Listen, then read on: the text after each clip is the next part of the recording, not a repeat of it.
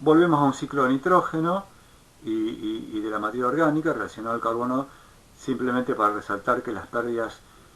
de carbono mineral en forma de CO2 son muy importantes, mientras que las pérdidas de nitrógeno, si bien se producen, estas son mínimas y sobre todo con eh, condiciones de buen manejo y condiciones aeróbicas. En la medida que tenemos condiciones anaeróbicas puede haber algo de nitrificación, en la medida que tenemos mal manejo de los fertilizantes puede haber importantes pérdidas por volatilización, y en la medida que tengamos exceso de humedad puede haber lixiviado de nitratos. Para seguir entendiendo qué es lo que pasa con la incorporación de residuos en el suelo, mostramos esta imagen donde tenemos en el eje vertical de las Y, en lugar de la relación carbono-nitrógeno, tenemos concentración. ¿Concentración de qué? De cantidad de biomasa microbiana, de N como nitrato y de N como amonio. Entonces, a partir de la incorporación de residuos con alta relación carbono-nitrógeno, como veíamos en las imágenes anteriores, en el tiempo lo que sucede, además de esta reducción de la relación, o por qué sucede esta reducción, entonces dijimos que hay una emisión muy grande de CO2 y eso tiene que ver con la multiplicación en pocos días y semanas de la biomasa microbiana. Luego hay un decrecimiento y a partir del pico en la cantidad de biomasa microbiana, ahí se manifiesta una alta concentración de nitrógeno en forma de amonio, que es el primer compuesto simple que aparece de producto de la mineralización de la materia orgánica como compuesto nitrogenado. Y la curva del nitrógeno como amonio va acompañando su decrecimiento con el decrecimiento, la reducción de la biomasa microbiana, a la vez que aumenta la cantidad de N-nitrato que antes había estado en muy bajas concentraciones, coincidiendo con la alta concentración y multiplicación de la biomasa. Bueno, esta etapa de baja concentración de nitrato es lo que denominamos inmovilización, y justamente es a lo que echa en mano la biomasa microbiana, en la medida que, por supuesto, el nitrógeno de los residuos y el secuestro del nitrógeno mineral que hubiera en el suelo. Entonces, el resultado final, en un tiempo X, algunas semanas, es que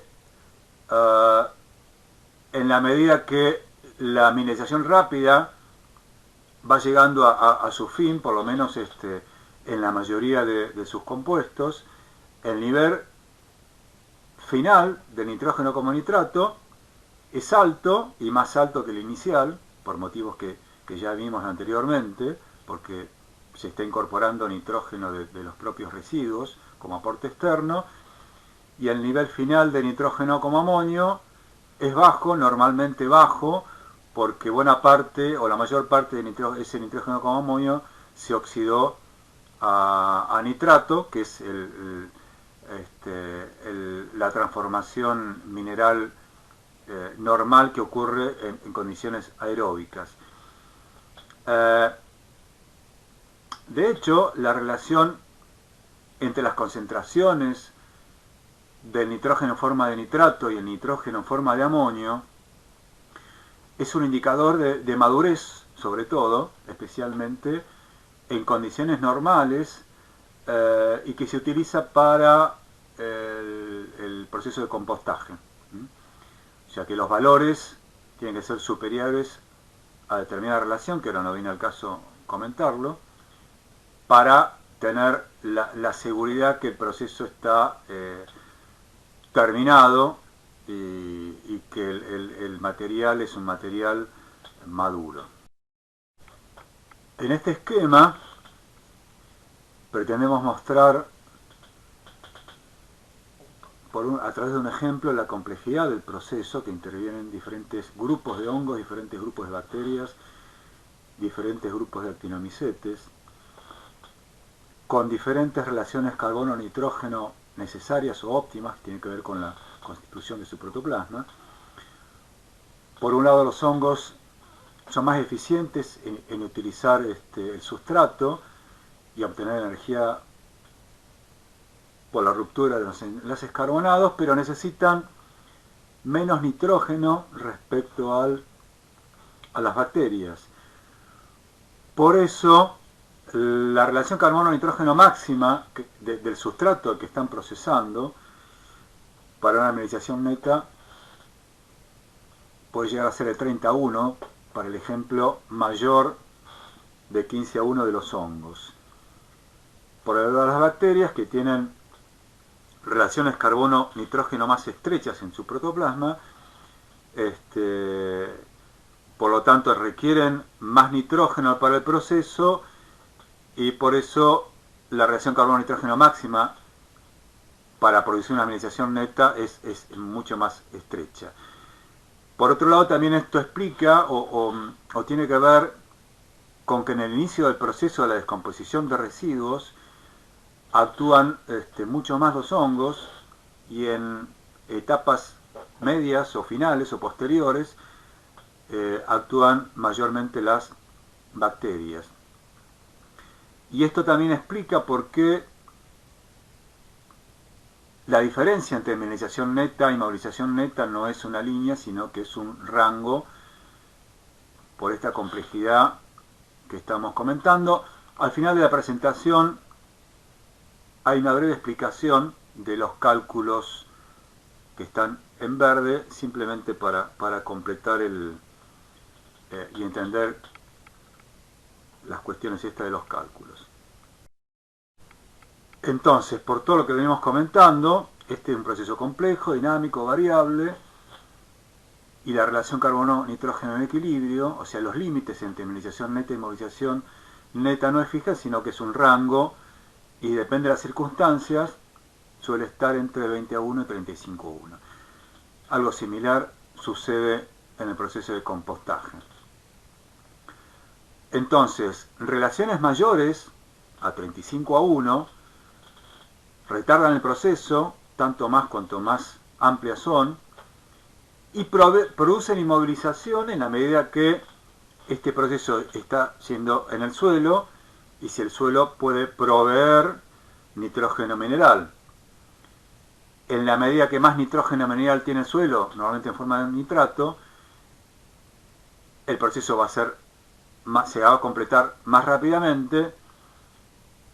y a la larga, por supuesto, siempre se va a terminar liberando nitrógeno. Relaciones menores a 25:1, 20:1, favorecen la liberación de nitrógeno mineral en el suelo, están a disposición de las plantas y los vegetales, pero por otro lado, si no son utilizadas, favorecen las pérdidas de nitrógeno gaseoso en el suelo o aún también en el proceso de compostaje. Acá mostramos dos ejemplos con una base de datos muy amplia de ensayos, interesante. Vamos a empezar por la imagen de la derecha, donde un mismo suelo fue sometido a diferentes tratamientos en varios años, con una aplicación bastante intensiva e importante de diferentes tipos de abonos, enmiendas y fertilizantes, y cómo eso hizo variar la relación carbono-nitrógeno para ese suelo. En el eje vertical de la SI, a su vez, que representa la tasa de mineralización, también está mostrando cómo también los diferentes tratamientos están expresando, cada tratamiento expresando diferentes coeficientes de mineralización. Recordemos que habíamos dicho relaciones carbono-nitrógeno estrechas, menores de 10:1, 9:1, 8:1, están mostrando que se trata de un material más estable, más maduro, con humus, con más difícil mineralización. En la medida que la relación es más amplia, el material es más fresco y más fácil, de más fácil mineralización. Por otro lado, en la imagen de la izquierda tenemos un grupo muy amplio de suelos con diferentes relaciones carbono-nitrógeno. Hay un caso de menor a 8:1 y un caso mayor de 16:1, que era el rango límite que habíamos comentado. La mayoría está acá entre 10, 11, 12:1. Y por otro lado, también cómo varía no solamente la relación carbono-nitrógeno, diferentes suelos, sino cómo varían las tasas de mineralización, que es el eje que tenemos en vertical, el eje de las Y. Recordamos el ejemplo de la incorporación de diferentes materiales sobre el suelo y cuál es el efecto sobre la estabilidad estructural, y recordamos que diferentes relaciones carbono-nitrógeno tienen efectos diferentes. Cuando son estrechas, como el caso de un abono verde, el efecto es muy importante en un tiempo muy corto, entonces su utilidad es muy relativa. Cuando las relaciones son carbono-nitrógeno son más amplias, como en el caso de una paja, su efecto tarda un poco más en evidenciarse, pero es más estable en el tiempo, y podemos decir que el ideal, lo que más dura